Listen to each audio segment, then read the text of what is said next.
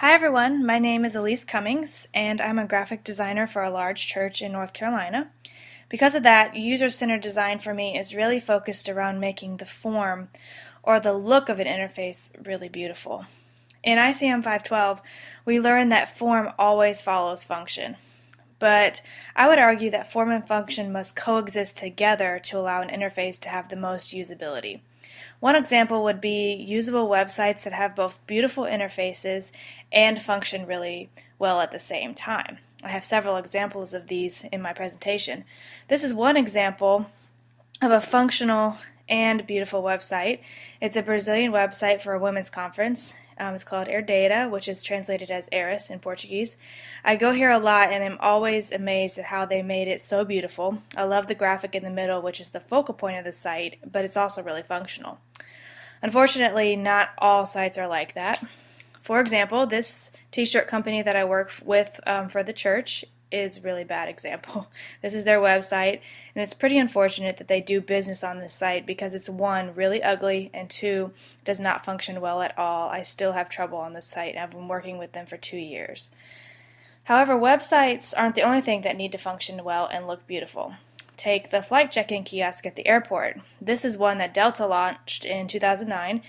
We all want to save time when we fly, and a functional yet really nice interface like this one makes everyone's lives easier. Now, the security line is another story, but this works really well.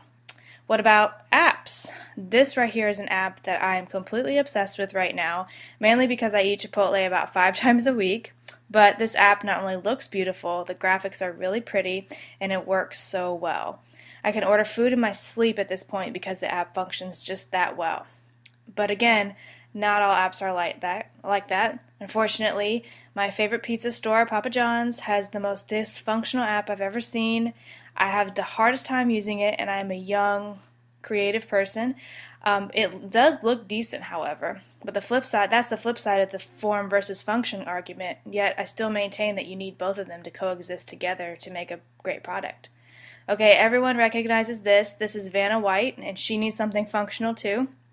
Yet the Wheel of Fortune game interface is fun to look at and easy to read at the same time. Other examples of interfaces that need to look great and be functional include restaurant ordering screens, car garage payment devices, and online forms at the doctor's office. Back to websites. You may recognize this lady. If you don't, she's the author of The Hunger Games, and yes, this is her official website. As you can see, it is neither functional nor nice to look at.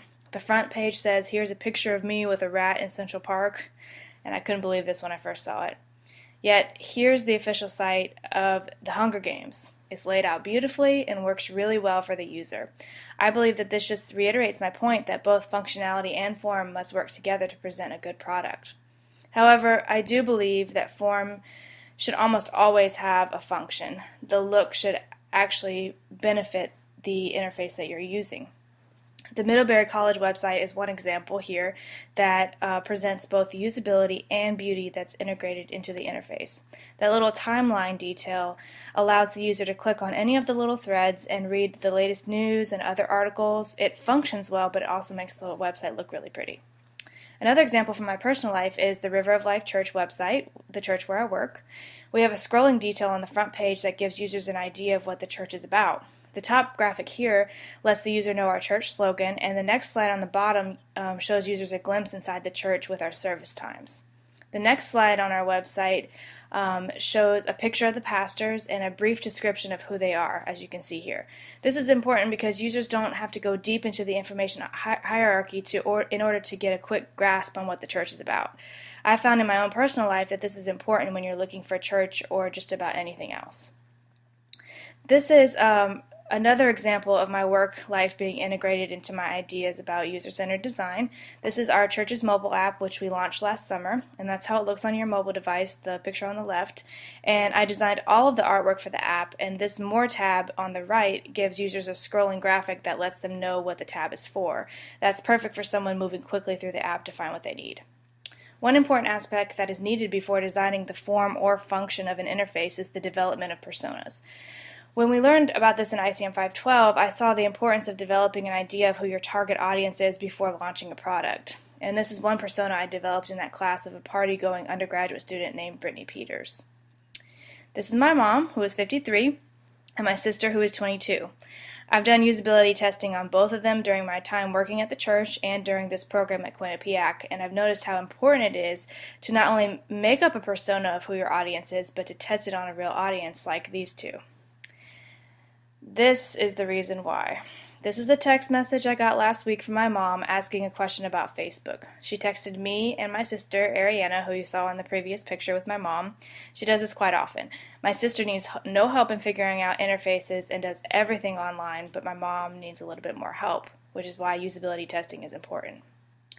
I see user-centered design as a creative business, but uniqueness can only go so far.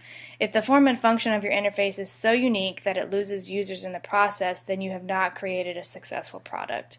And we have all come across this when we're using interfaces. This is just kind of a comical illustration of how that would be. That fork is clearly not usable. One example is this website called We Are Fine. It's a blog that gathers all the instances on the web that users type I feel or I'm feeling in English. And then it presents these findings in a really unique way. However, the interface is so unique that I couldn't understand it, and I'm a young, creative person. Imagine my 53-year-old mom trying to work that site. Finally, user-centered design is about creating a usable, beautiful, and fun product. I feel like I'm more on the fun end of things. I love the form of usability, but usability and function is really important to me as well. I'm hoping that one day I'll get to that perfect balance, that gray area in the photo where I actually give users exactly what they want.